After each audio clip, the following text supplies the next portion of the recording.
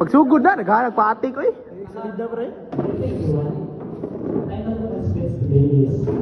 Your dream are waiting for you to give him your focus. You know. Lain ako na sulti ka Bisaya, wala tayo sa script. Ang English na sa script. I like this kind of speech because I observe to everyone and I observe to myself also na kini ang the most na dahilan ng upang tao is wala nakakita sila ng sila because wala sila ng focus sa ilang dreams. Every morning when we wake up, there is something we vegetarians for. It's not our purpose in life. It's our smart sport. That's right, di ba? Matapalan natin sa isang punta, ang pagkakuna ako sa Thomas Words. Within minutes, our mind are consumed with news, notification, and the lives of strangers will never even meet. Our attention is the most valuable treasure we possess, being stolen from us, bit by bit.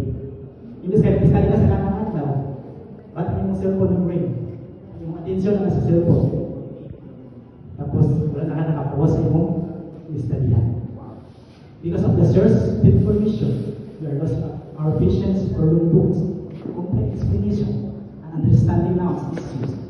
We want everything to be fast, short, and instant. But wisdom is not found in the school, it's found in reflection. Sometimes we take exam, at ang lahat ng exam, ang sige nakataas ako ang answer. What's wrong din ang answer? Real talk, may dawa na Kaya kita ko sa ang question. Kaya ang ato ito is the lock na. Nasabi na lang sa CPT. Don't let